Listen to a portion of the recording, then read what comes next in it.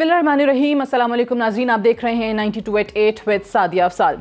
नाज़रीन, आज काबीना के इजलास में वज़ीर आज़म इमरान खान ने शाह महमूद कुरैशी और जहांगीर खान तरीन के दरमियान जो बयानबाजी जारी थी उस पर तो नापसंदीदगी का इजहार किया और वज़रा को भी इससे दूर रहने के लिए कहा। ये कोई पहली बार नहीं है कि दोनों रहनुमा इस तरीके से एक दूसरे के ख़िलाफ़ पब्लिकली आए हैं, लेकिन मामला ये है कि जो असल इशूज़ हैं अवाम के, जिस पर पाकिस्तान तहरीक इंसाफ ने अपने तमाम जलसों में जब वो अपोजिशन में थी बात की, असद उमर साहब वो शख्सियत जिनका नाम लेकर इमरान खान साहब जलसों में बात किया करते थे कि हमारी हुकूमत बनी तो ये शख्स फाइनेंस मिनिस्टर होगा, और अवाम को ये यकीन दिलाया जाता था कि उनके जो असल इश्यूज़ हैं, यानी सबसे बड़ा जिसमें महंगाई है जो सर फहरिस्त है, उसमें कमी देखने को मिलेगी। लेकिन अभी तक ऐसा कुछ नहीं हुआ।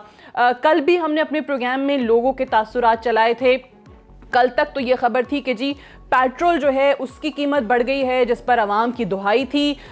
6 रुपये फ़ी लीटर पेट्रोल की कीमत में इजाफा हुआ और आज LPG का घरेलू सिलेंडर जो है वो भी महंगा कर दिया गया। घरेलू सिलेंडर की कीमत में 41 रुपये 27 पैसे इजाफा किया गया है। आज इसका भी नोटिफिकेशन जारी हो गया है। दूसरी तरफ असद उमर साहब को सुने तो वो ये कहते हैं कि हाँ, मुल्क में महंगाई है, लेकिन अभी भी उतनी महंगाई नहीं जितनी 2008 में और 2013 में थी। कल भी इसका जिक्र हुआ। इदारा शुमारियात के जो स्टैटिस्टिक्स हमारे सामने आए हैं, अगर वो आपके सामने एक बार फिर से यहाँ रखते हैं कि फरवरी के मुकाबले में मार्च में महंगाई में 1.42% इजाफा हुआ है। महंगाई की शरह मार्च 2019 में 9.4 तक जा पहुंची है, जो कि 5 सालों में बुलंद तरीन सतह है। रुपए की कदर में तेज़ी से कमी ने जहां सारिफीन पर असर डाला है, वहीं पर गुज़श्ता महीने हमने देखा है कि जो तवानाई की कीमतें 5 बरसों की बुलंद तरीन सतह पर पहुंची हैं। गुज़श्ता 3 महीने के दौरान जो शहरी मराकज़ में ताज़ा सब्जियां, फल, गोश्त की कीमतें, इन तमाम चीज़ों में होशरुबा इजाफा हुआ है। वो तमाम चीज़ें जो कि एक आम आदमी को मुतासर करती हैं, उसकी रोज़मर्रा की ज़िंदगी पर फ़र्क पड़ता है। अगर उनमें हम देखें जो चीज़ें महंगी हुई हैं, सब्जियां हैं, प्याज, टमाटर, चिकन, दालें, फल, चीनी, चावल, कुकिंग ऑयल, चाय, ताज़ा दूध, गंदम, अंडे, आलू, ये तमाम चीज़ें वो हैं जिनके अंदर मार्च के अंदर बहुत ज़्यादा इजाफा देखा गया है। और अब ख़दशा यही है कि इनकी कीमत इस महीने में, अप्रैल में और ज़्यादा बढ़ जाएगी। तो असद उमर साहब क्या कर रहे हैं, तमाम लोग ये जानना चाहते हैं। पाकिस्तान तहरीक इंसाफ का आवाम को इस मुश्किल टाइम से निकालने के लिए जो वादा इलेक्शन से पहले था, अब वो कहाँ पर स्टैंड करता है। बहुत सारी चीज़ें आज असद उमर साहब ने और भी गिनवाई हैं। इन तमाम चीज़ों के हवाले से प्रोग्राम में बात करेंगे। मेहमानों का सबसे पहले तारुफ करवा दूं। डॉक्टर सलमान शाह साहब हमारे साथ इस्लामाबाद स्टूडियोज़ में मौजूद हैं, किसी तारुफ के मोहताज नहीं है, फॉर्मर फाइनेंस मिनिस्टर हैं। बहुत बहुत शुक्रिया आपकी तशरीफ़ आवरी का। मियाँ जावेद लतीफ़ साहब हमें ज्वाइन कर रहे हैं, सीनियर रहनुमा पाकिस्तान मुस्लिम लीग नवाज़ के MNA हैं, आपको भी खुशामदीद कहते हैं। और उमर चीमा साहब भी हमारे साथ मौजूद हैं, लाहौर से, पाकिस्तान तहरीक इंसाफ के इंफॉर्मेशन सेक्रेटरी हैं। बहुत शुक्रिया आप तीनों मेहमानों की तशरीफ़ आवरी का। डॉक्टर साहब, आई स्टार्ट विद यू। हम PTI के उस मंशूर की बात करते थे जो वो इलेक्शन से पहले आवाम के सामने रखते थे। आज आपको इसहाक डार साहब में और असद उमर साहब में क्या फ़र्क लग रहा है? आई थिंक सिचुएशन ज़रा थोड़ी सी डिफरेंट है। एक ये है कि Asad Umar has just taken over, 6-7 माह हुए हैं और एक ऐसी इकॉनमी उसको मिली है जो लिटरली खासी बुरे हालात में है। बहुत बड़े बड़े खसारे थे। एज़ वी नो कि बैलेंस ऑफ पेमेंट क्राइसिस था, फिस्कल डेफिसिट आसमान पे चढ़ रहा था, कर्ज़ों का बोझ, आपको पता है कि $100 बिलियन से ऊपर कर्ज़े हो चुके थे। तो ये चीज़ें तो थी कि economy was bleeding and bleeding very badly. But sir, कता कलामी की माजरत, खान साहब ने उनका नाम जलसों के अंदर लिया था। 1.5 साल पहले उनको पता था फाइनेंस मिनिस्टर ये होंगे। PTI की एक वेव थी, लग रहा था हुकूमत में आ जाएंगे। कोई होमवर्क नहीं किया था असद उमर साहब ने? I think when you come into government आने से पहले एक और बात होती है, जब गवर्नमेंट में आते हैं फिर आपको एक्चुअली इस सिचुएशन का पता लगता है। और आई थिंक कि ये कहना कि वो पहले से ही एक प्रोग्राम लेके आएंगे और कर देंगे, तो मैंने तो 70 ईयर्स ऑफ पाकिस्तान हिस्ट्री में मैंने कोई गवर्नमेंट नहीं देखी कि जो पहले दिन ही आए और उसके पास एक प्रोग्राम हो और वो कर दे। So politically yes it sounds very good कि हम बहुत तैयार हैं और ये और वो है, वो कर लेंगे। आवाम की होप्स जो है आपने बहुत ऊपर कर दी हैं। बट उसके साथ साथ ये भी है कि अब टाइम आ गया कि सफिशेंट वक्त मिल गया गवर्नमेंट को और अब इनके प्रोग्राम्स सामने आने चाहिए और उसकी इम्प्लीमेंटेशन जो है मैकेनिज़म्स हमें नज़र आने चाहिए प्रॉपर प्लानिंग के साथ इम्प्लीमेंटेशन और उनकी मॉनिटरिंग और वो सारी चीज़ें होनी चाहिए। अब इनका जो रियल बजट है वो भी आने वाला है तो उसके लिए भी पूरी तैयारी की करने की ज़रूरत है। So all of these things are happening at the same time. एक जो नेगेटिव चीज़ चल पड़ी है वो ये है कि ऑयल प्राइसेस जो हैं वो ऊपर की तरफ चल पड़ी हैं, ऊपर से because of the huge deficits on the current account deficit और डेट रिपेमेंट के आपके पास रिजर्व्स नहीं थे, आप अपने रुपये को सपोर्ट नहीं कर सकते थे, उसकी वजह से मैसिव डिवैल्यूएशन हुई है। और एनर्जी हमारी जो है जो कि एक बेसिक इनपुट है इकॉनमी में, उसकी दो रीज़न से वो प्राइसेस ऊपर जा रही हैं, एक डिवैल्यूएशन की वजह और एक क्रूड प्राइसेस की वजह से। सो दोनों चीज़ें जो हैं आपको हिट कर रही हैं। और उसके साथ साथ एक और इशू जो मेरे लिए बहुत ही इम्पोर्टेंट है कि हमारी इंस्टीट्यूशंस ख़त्म हो गई। अगर आप ऐसा ही है। मतलब FBR को तो हम बड़ी डायरेक्टली देख रहे हैं कि उनके मसले हैं। एनर्जी सेक्टर में हम देख रहे हैं कि एनर्जी की मैनेजमेंट जो है बहुत ख़राब है, बहुत ज़्यादा चोरी है, बहुत ज़्यादा लॉसेस हैं। गैस जो है अनअकाउंटेड फॉर गैस जो है बहुत हो गई है, बिल कलेक्ट नहीं हो पाते, बेशुमार इश्यूज हैं। टैक्स रेवेन्यू की बात है। और उसके साथ साथ एक और चीज़ चल रही है कि लैक ऑफ कॉन्फिडेंस जो है वो बढ़ता जा रहा है। अगर आप ये देखें कि इन्वेस्टर कॉन्फिडेंस जो है जिसको अब ऊपर की तरफ जाने की बहुत ज़रूरत है वो अभी नीचे की तरफ जा रहा है। बिल्कुल सही। और उसकी भी वजह ये है कि जब आप एक डेफिसिट को कंट्रोल करने जाते हैं तो किसी और जगह से उसका एक नेगेटिव पहलू भी आना शुरू होता है। मसलन अगर आप फिस्कल डेफिसिट को कहते हैं कि हम 2% ऑफ GDP से कम करेंगे और वो कम उन्हीं लोगों से करेंगे जो ऑलरेडी टैक्स नेट में है, तो वो 2% आपका हो सकता है फिस्कल डेफिसिट तो कम हो जाए लेकिन इन्वेस्टमेंट जो है वो आपकी 6% गिर जाए। सो उसका एक बहुत बड़ा इम्पैक्ट आएगा इकोनॉमी पे। So basically everything is linked. और दूसरी चीज ये कि वो जो रिफॉर्म्स की बात करते थे ये कर देंगे ठीक है, इस्लाहात ले आएंगे, वो भी कहीं दूर दूर तक नजर नहीं आ रही है। उसकी एक और भी वजह है कि पिछले 10 साल से रिफॉर्म किसी किस्म की हमने नहीं की और ये रिफॉर्म्स जो हैं बड़ी अब जरूरी हो गई हैं और बड़ी जल्दी करने की जरूरत है।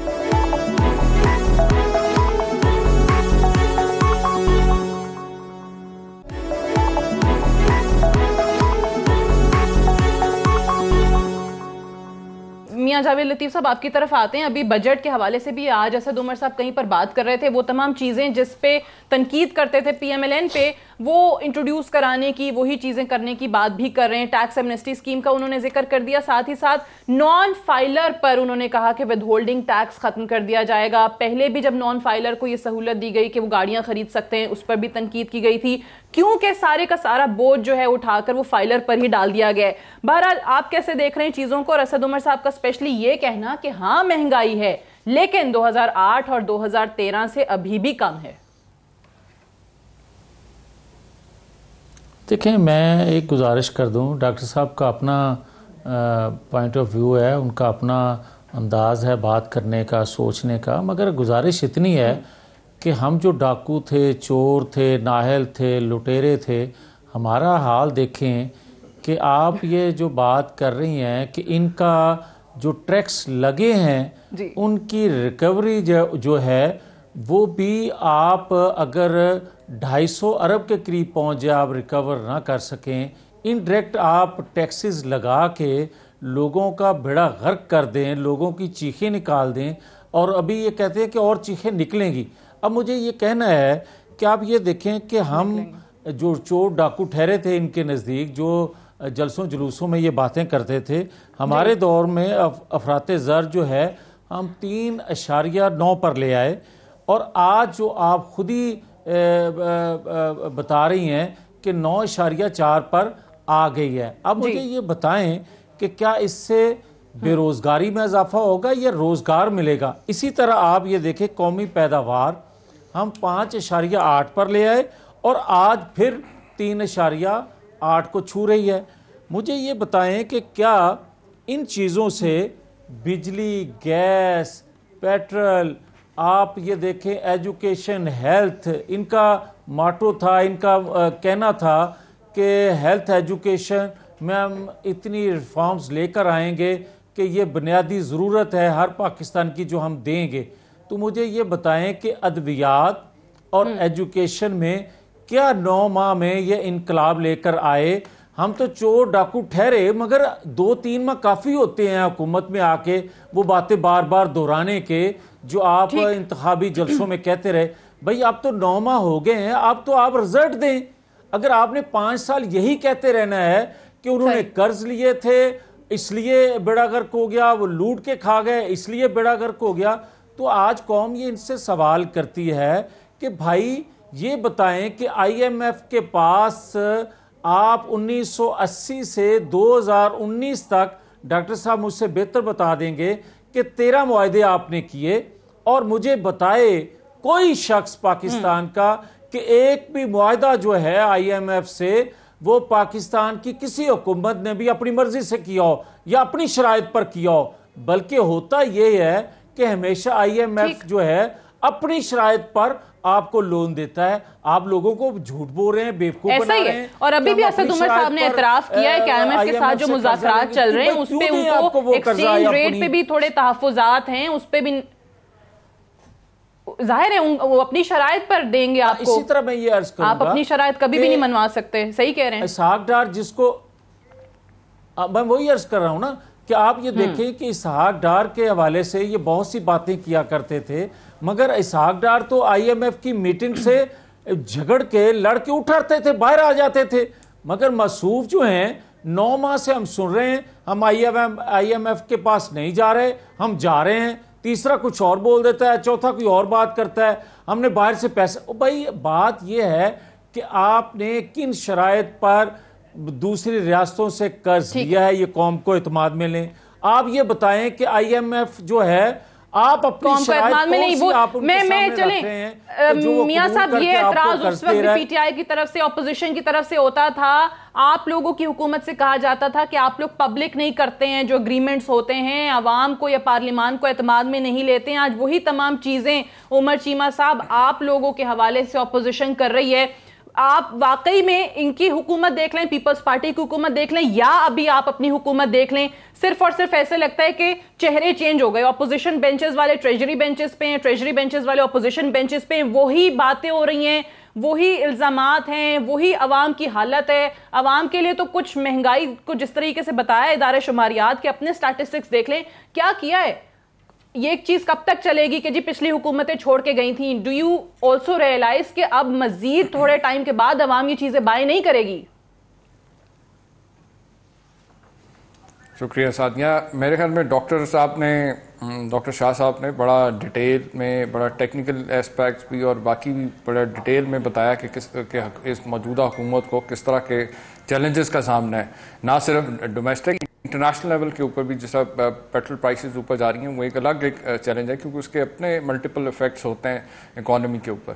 अब जहाँ तक ये बात है, मुझे तो एक हैरानगी होती है कि जिन लोगों को 6 दफ़ा हुकूमत करने का मौका मिला, जिनकी वजह से हमें पहले दिन ही जो है 19 अरब डॉलर का खसारा, 10 अरब डॉलर की किस्त की अदायगी, 6 अरब रुपया रोज़ जो है सिर्फ सूद कर्ज़ों का अदा किया जा रहा है। तो ये जो सारा कुछ हुआ है, अगर वो जो 6,000 अरब से 30,000 अरब तक कर्जा जो पहुँचाया गया, उसमें से अगर आधे पैसे भी लग जाते तो आज जो है मुल्क के कौम की मईशत के ये हालात ना होते। और डॉक्टर साहब ने बिल्कुल ठीक कहा कि इन्होंने सिर्फ मईशत की तबाही नहीं की, इन्होंने इदारे भी तबाह किए हैं। और ये उसी की वजह से है कि आज जो सवालात उठाए जा रहे हैं कि जी ये टैक्स कलेक्शन के हवाले से अगर आप देखें तो बिल्कुल जो पिछले 6-8 महीने में जो इकदाम करने की कोशिश की जा रही है, उसकी इदारों की परफॉर्मेंस, उनकी कैपेसिटी बिल्डिंग बेहतर करने की कोशिश कर रही है गवर्नमेंट। वो गवर्नमेंट जो है वो अपनी चोरी करने और चोरी बचाने के जो है रास्ते ढूंढने में नहीं लगी हुई 8-9 महीने से।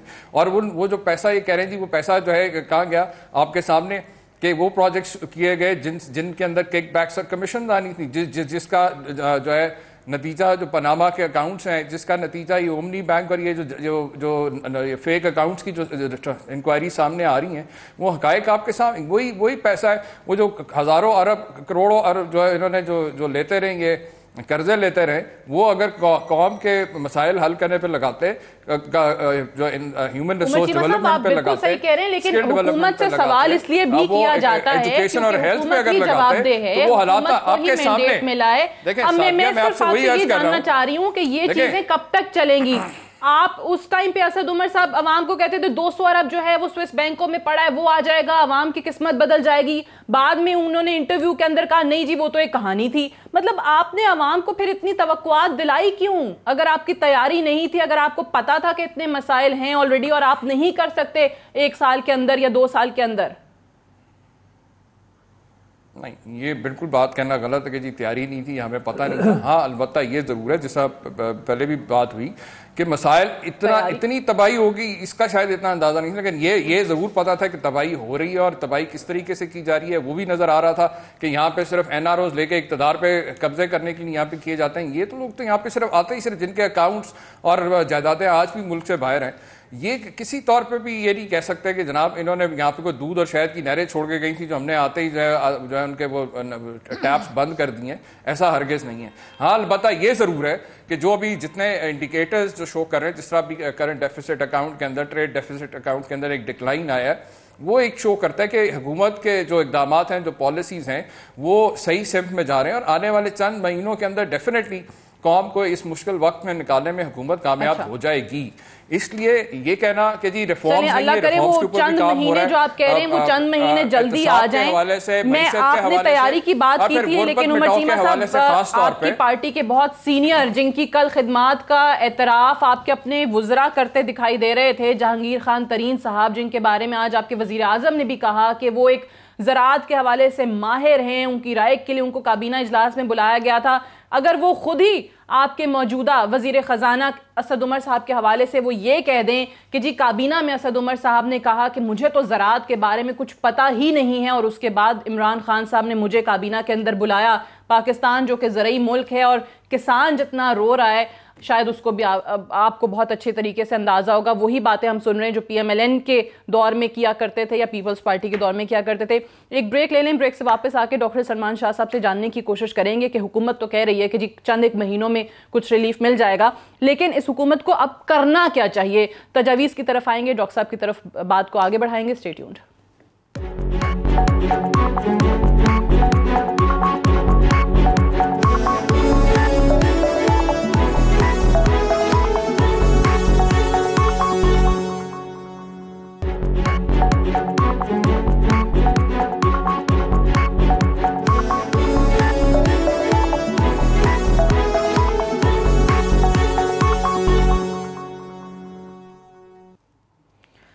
Welcome back. प्रोग्राम में एक बार फिर से खुशामदीद। इकॉनमी के हवाले से बात कर रहे हैं, महंगाई जो कि इस वक्त एक बार फिर से पाकिस्तान की आवाम का मसला नज़र आ रहा है, कीमतें जो हैं वो मुसलसल बढ़ती चली जा रही हैं। डॉक्टर साहब तजावीज़ की तरफ आए, आपने चलें कह दिया कि सूरत हाल फ़र्क है इस हुकूमत के लिए पिछली हुकूमत के बदौलत, लेकिन इस हुकूमत को अब करना क्या चाहिए? ये एक तो बड़ी इम्पॉर्टेंट बात ये है कि सडनली चीज़ें ना तो ख़राब होती हैं ना ठीक हो सकती हैं। ये हमें पहला प्रिंसिपल तो ये होना चाहिए। आई थिंक हमारे पास एक अपॉर्चुनिटी थी 2016 में, जब पिछला IMF प्रोग्राम हमारा मुकम्मल हुआ था, तो आपको याद होगा, आपने भी कवर किया होगा, IMF की MD लगार्ड जो हैं, Christine Lagarde, she came to Pakistan और बड़ी उसने तारीफ़ की गवर्नमेंट की और सारा कुछ कहा, लेकिन एक जो पंच लाइन थी उसकी, उसने ये कहा था कि अब वक्त आ गया कि पाकिस्तान रिफॉर्म्स करे। बिल्कुल ठीक। और उसने 4 एरियाज़ का कहा था रिफॉर्म करें। 2016 की बात है। नंबर 1 एनर्जी, उसने कहा था एनर्जी सेक्टर को ठीक करें, इसमें कंपटीशन लेके आएँ और एक कंपेटिटिव पावर मार्केट बनाएं। नंबर 2 उसने कहा था FBR को ठीक करें, आपके रेवेन्यूज़ जो हैं उसको ब्रॉड बेस करें, टैक्स पॉलिसी को ठीक करें, टैक्स एडमिनिस्ट्रेशन को ठीक करें। तीसरी चीज़ उसने कहा था ईज़ ऑफ डूइंग बिजनेस को करें और आपकी जो कॉस्ट हैं, रन अवे कॉस्ट हैं because of inefficiencies, bad decision making या पुअर गवर्नेंस, उसको ठीक करें। और चौथी चीज़ उसने कहा था इन्वेस्टमेंट क्लाइमेट ठीक करें, you need to attract lot of investment. ये 2016 में हुआ था। अब 2016 में, और जब आप देख रहे थे कि आगे 1-2 सालों में इलेक्शंस भी आने हैं, reforms are very messy. Reforms जब आप करने जाते हैं उसकी तकलीफ़ भी होती है, डिसरप्शन भी होती है। तो मेरा ख्याल है कि इसहाक डार ने उस वक्त सोचा कि भाई रिफॉर्म्स तो इलेक्शन से करीब तो नहीं हो सकता, एपेटाइट नहीं है, और आपने एक फील गुड फैक्टर देना है। बोरोइंग, क्योंकि आप उस वक्त IMF प्रोग्राम से निकले थे, आप खुली छुट्टी मिल गई आपको बोरोइंग वगैरह करने की, आपने दबा के बोरोइंग की, और वो प्रेडिक्टेबल तरीके से आज का क्राइसिस बना। मिफ्ता ने आके थोड़ी सी ब्रेकें लगाने की कोशिश की, but Miftah was just a very temporary phenomena, और वो भी डीप इनफ नहीं गया। प्लस वो भी इलेक्शन के पॉइंट ऑफ व्यू से कुछ बातें कर गया जो एक क्रिएट कर रही है मसला। पीटीआई आज शुरू करती है रिफॉर्म्स के लिए, जो कि अभी तो ऑन ग्राउंड नजर नहीं आ रहा। तीसरी बात मैं ये कहूँगा कि इंटरिम गवर्नमेंट ने भी कुछ नहीं किया। हालांकि अगर आप ये देखें कि जब इसहाक डार साहब आए थे तो इंटरिम गवर्नमेंट में ही IMF का प्रोग्राम तैयार हो गया था, और वो उन्होंने विद इन अ वीक आके साइन कर दिया था। और इस दफ़ा इंटरिम गवर्नमेंट ने भी कहा कि जी हमारा तो कोई काम नहीं है, तो हम इलेक्शन के बाद वैसे ही चले जाना, तो जो भी आए वो हमने कुछ नहीं करना, कोई स्ट्रक्चरल बात नहीं करनी, किसी से कोई मायदा नहीं। So we have wasted lot of time. If PTI government आज अगर PTI गवर्नमेंट ने करना है काम, तो नंबर 1 FBR के पॉइंट ऑफ व्यू से और इन्वेस्टमेंट के पॉइंट ऑफ व्यू, ये एक ट्रेड ऑफ इनको देखना चाहिए। ठीक है, मुझे लग रहा है कि मसलन real estate construction is really down, business of retail business जो है वो बहुत कम होगी, लोगों की चीज़ें बिक नहीं रही। आपकी manufacturing cement industry is down, आपकी ऑटो इंडस्ट्री, सारी industries. I think at this point in time investor confidence और इन्वेस्टमेंट की तरफ फैसिलिटेशन थोड़ी सी, नॉट इन टर्म्स ऑफ कि आप सब्सिडी वगैरह दें, लेकिन उनको मुश्किलात ख़त्म करें। ठीक है, और आई थिंक वी हैव, जैसे आपने पहले कहा था कि वो लैक ऑफ कॉन्फिडेंस वहाँ उस एंड पे नज़र आना शुरू हो गया है, और उसको रिवर्स करना बहुत ही ज़रूरी है। अगर आपका इन्वेस्टर जो है वो साइड लाइन पे चला गया, ठीक है, और उसने इन्वेस्ट करने से, तो फिर आपको 2-3 साल लगेंगे रिकवर करने के। It's not going to happen कि आपने बटन ऑन करना है तो उन्होंने इन्वेस्ट करना शुरू कर देना है तो button off. So I think there are no shortcuts. आपको रिफॉर्म्स प्लस इन्वेस्टमेंट कॉन्फिडेंस बहाल करना पड़े। अब एक मैं आपको स्टेटिस्टिक दे दूं।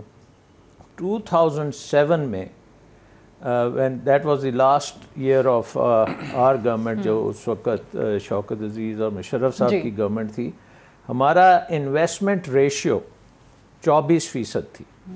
आज वो 14% पे आ गई। Okay, over the last 10 years people party की टर्म में वो 13% थी, और अब वो 14% के करीब है।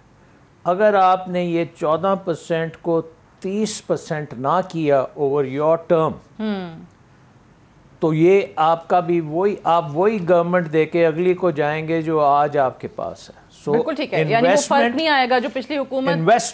Investment is the name of the game, with reforms, और उसमें भी 2-3 साल लगेगा अगर आज शुरू और आपको अपने अदारे जो हैं वो ठीक करने पड़ेंगे, from planning to implementation to monitoring, हर चीज को आपको ठीक करना पड़ेगा। मियां जावेद लतीफ साहब, वैसे कहते हैं ना, दुनिया में जिस भी मुल्क की अगर हम बात करें तो वो अपनी अगली जनरेशन को बताते हैं कि हमारे टाइम पे हालात जो थे वो बहुत बुरे थे, और अब जो है वो चीज़ें इम्प्रूवमेंट की तरफ जा रही हैं, अच्छी हो रही हैं, बेहतर हो रही हैं।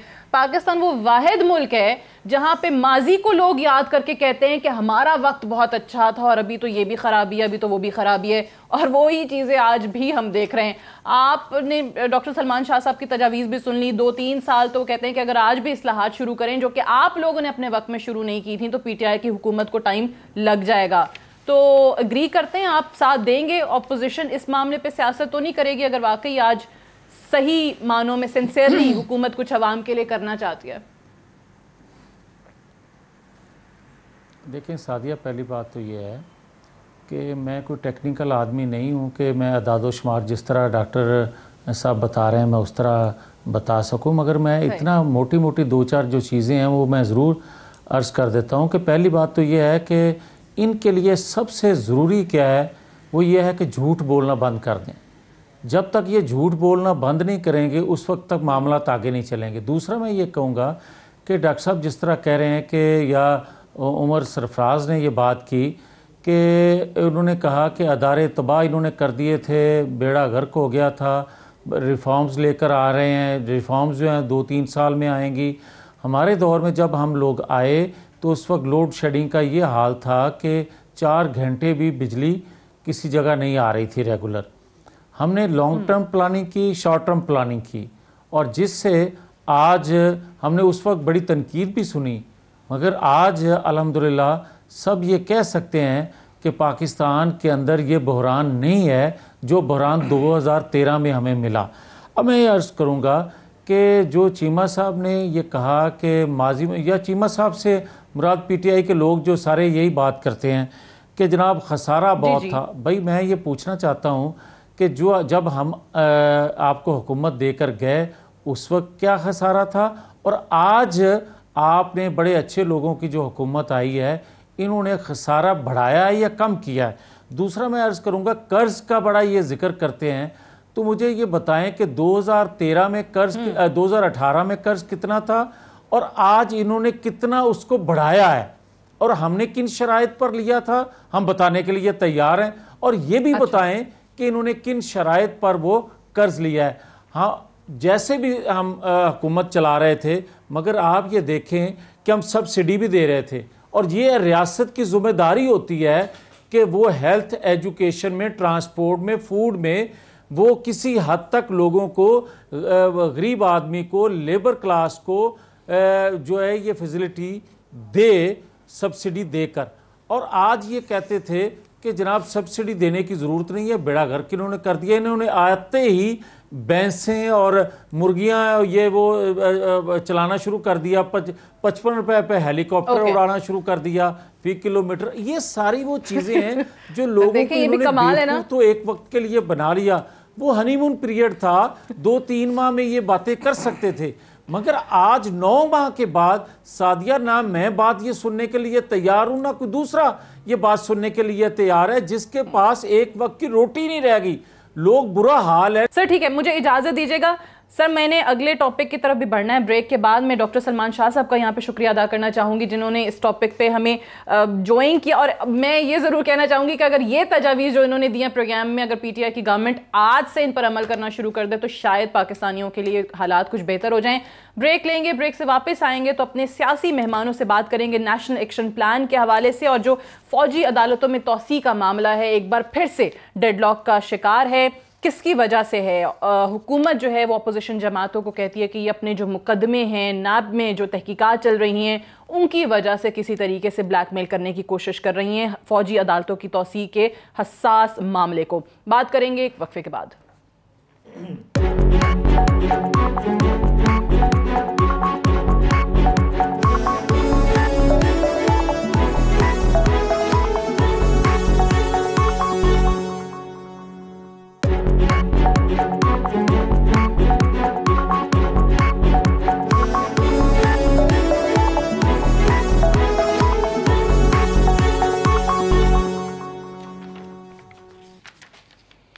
Welcome back. प्रोग्राम में एक बार फिर से खुशामदीद। फौजी अदालतों की मुद्दत में तौसी का मामला, जिनकी मुद्दत 30 मार्च को ख़त्म भी हो चुकी है। नेशनल एक्शन प्लान के हवाले से बहुत ज़्यादा तहफ़्फ़ुज़ात आए। उसकी ब्रीफिंग को लेके शाह महमूद कुरैशी साहब ने ख़त लिखा था शहबाज शरीफ साहब को, जिस पे कहा गया कि पार्लिमानी रहनुमाओं के बजाय पूरी पार्लिमान को ब्रीफिंग दी जाए। उमर चीमा साहब, अब अगर ये शर्त आ रही है अपोजिशन की तरफ से कि अगर आपने नेशनल एक्शन प्लान के हवाले से ब्रीफ करना है तो वज़ीर आज़म खुद करें और पूरे पार्लिमान के सामने करें, तो आई थिंक ये तो ऐसा कोई बड़ा मसला नहीं है जिस पे हुकूमत को एतराज़ होगा अगर अपोजिशन को आप इस मामले पर ब्रीफ कर सकें और ऑन बोर्ड ले सकें।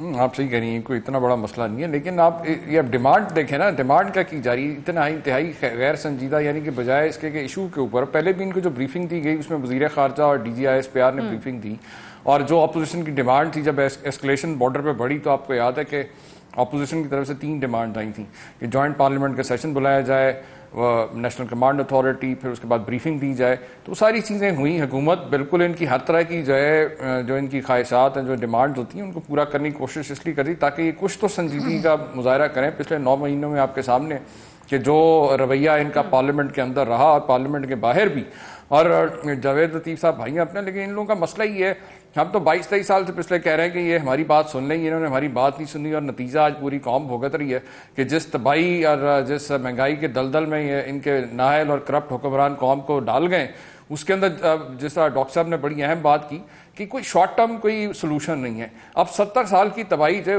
उसको अनडू करने में, इदारों को में बेहतरी लाने में थोड़ा सा टाइम तो लगेगा। रिफॉर्म्स की ज़रूरत है डेफिनेटली। हमारे मेन जो हमारा प्रोग्राम एजेंडा है उसके अंदर बिल्कुल प्रायोरिटी के ऊपर है कि इदारों के अंदर बाकी जो रिफॉर्म्स के हवाले से जो जिक्र किया गया उसके ऊपर काम हो रहा है, मिनिस्ट्रीज काम कर रही हैं।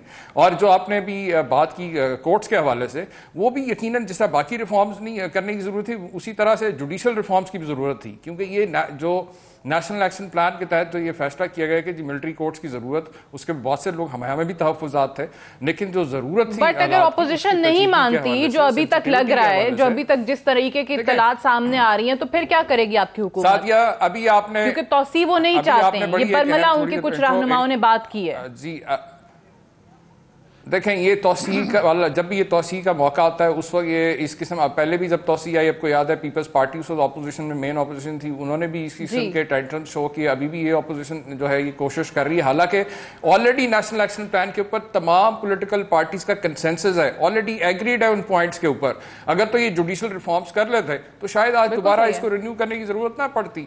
और ये तो एक नेशनल इंटरेस्ट के अंदर ऑलरेडी एग्रीड एजेंडा है। सो मैं नहीं समझता कि इसके ऊपर किसी किस्म का कोई नखरा दिखाने की जरूरत है। अच्छा, नखरे क्यों दिखा रहे हैं फिर मियां जावेद लतीफ साहब? वो कह रहे हैं कि हर दफा ये करते हैं, तौसी का मामला होता है। पिछली हुकूमत में आपको याद होगा पीपल्स पार्टी नाराज हो गई थी, वो तहफ़्फ़ुज़ात दिखा रहे थे, वो तैयार नहीं थे, फिर वो अपोजिशन जो है वो मान जाती है। तो फिर उमर चीमा साहब को ये भी यकीन है कि आप लोग मान जाएंगे, लेकिन ये दावा जो हुकूमत की तरफ से किया जा रहा है कि क्योंकि केसेस बने हुए इसलिए नखरे दिखा रहे हैं, इसलिए नाराजगी का इजहार किया जा रहा है, सही है? इसमें सियासत हो रही है? सादिया, बात यह है कि मेरे भाई हैं सरफराज चीमा साहब, मगर मेरा ख़्याल है कि अल्फाज का चुनाव जो है वो मुनासिब हो तो हुकूमत को ज़्यादा सूट करता है। अब आप देखें कि जो नखरों की बात की जा रही है, चीमा साहब ने जो बात की है कि सरहदों पर कशीदा सूरत हाल थी, जंग का एक समा था, तो अपोजिशन ये डिमांड कर रही थी कि जनाब मुश्तरका इजलास बुलाया जाए, इन कैमरा पार्लिमानी लीडर्स को ब्रीफिंग दी जाए। तो मुझे ये बताएं कि क्या हमने गलत डिमांड की थी, और अगर हमने डिमांड की थी तो पाकिस्तान के लिए, और ये कोई एहसान नहीं था हुकूमत वक्त पे, और हुकूमत वक्त की ये जिम्मेदारी नहीं है पाकिस्तान का दफा करना, ये हम सब पाकिस्तानियों की जिम्मेदारी है, हम पर फर्ज है, कर्ज है जो हमने उतारा या उतारने की कोशिश की। मगर मुझे ये बताएं सादिया के पार्लिमानी लीडर्स के इन कैमरा सेशन में क्या इमरान खान साहब को आना चाहिए था या नहीं? नखरे कौन दिखा रहा है? नखरे अगर नहीं दिखा रहे थे तो फिर इमरान खान साहब को तमाम पार्लिमानी लीडर्स उनके घर में मौजूद थे, तो मेज़बान जो था वो गायब था।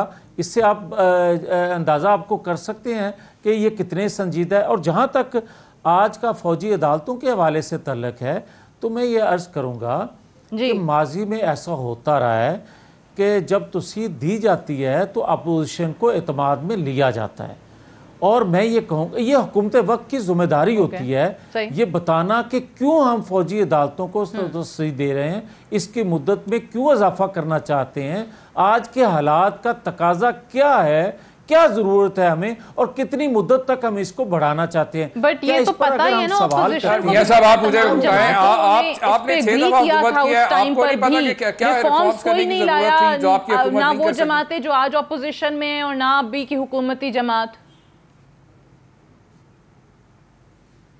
सादिया, बात यह है कि अगर आप रिफॉर्म्स की बात करेंगी ना, तो मैं इस मौके पे वो बातें नहीं दोहराना चाहता जो उस वक्त की हुकूमत को रुकावटें थीं, और मैं ये समझता हूँ हुकूमत की मजबूरी आज की भी कि आज भी जो रुकावटें होंगी वो इनके सामने हैं, वो कौम को बता दें।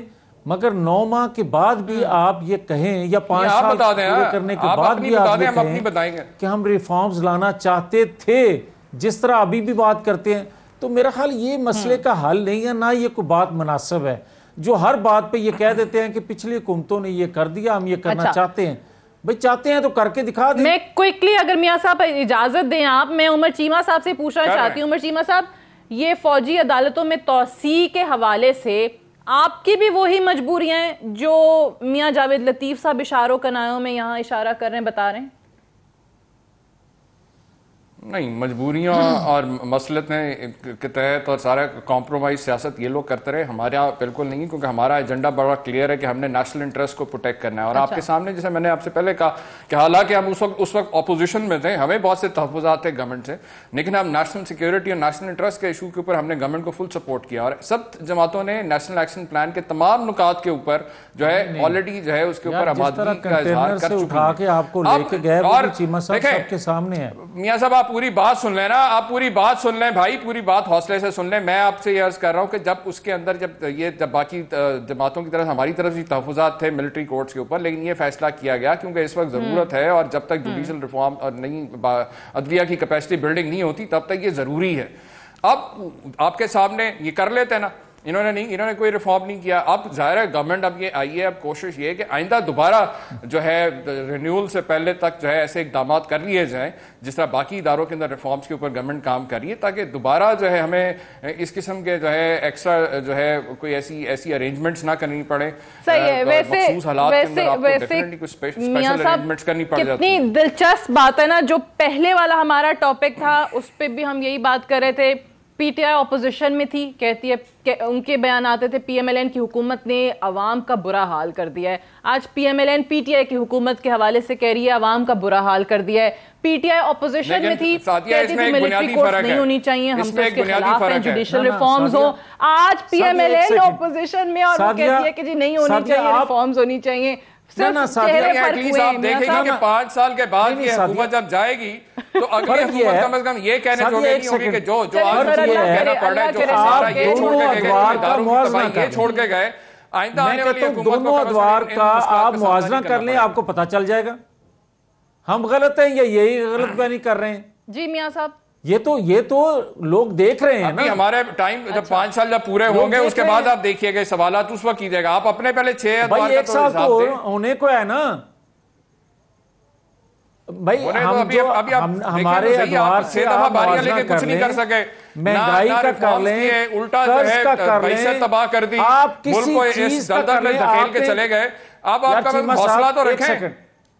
अच्छा मेरी बात तो सुन लेना यार, हमने जो डाके मारे थे, हमने जो किकबैक लिए थे, सादिया को आज बता दें कि कौन सा आपने हमारी चोरी पकड़ी है, फ्लैट और पनामा के जो केसेस हैं लिए थे, वो जो ओमनी ग्रुप में वो जो जाली अकाउंट्स निकल रहे हैं। अच्छा वैसे ये जायज डिमांड है मेरे ख्याल से, ये जायज डिमांड है कि आवाम को बता दें कौन से डाके मारे थे। वो किकबैक्स जिस प्रोजेक्ट में इन्होंने रखे, जो कमीशन खाए, वो ले आए आवाम के सामने। बहरहाल I have to wind up here. और जिस तरह चीमा साहब ने कहा कि 5 साल बाद जब हम जाएंगे तो ये हालात नहीं होंगे, और अल्लाह करे ऐसा ही हो। अवाम हमेशा से खैर ट्रक की बत्ती के पीछे ही लगे रहे हैं, इस बार ऐसा ना हो। I have to wind up है। मियां जावेद लतीफ साहब का, उमर चीमा साहब का बहुत बहुत शुक्रिया। I will see you tomorrow इंशाल्लाह। इजाज़त दीजिए, खुदा हाफिज़।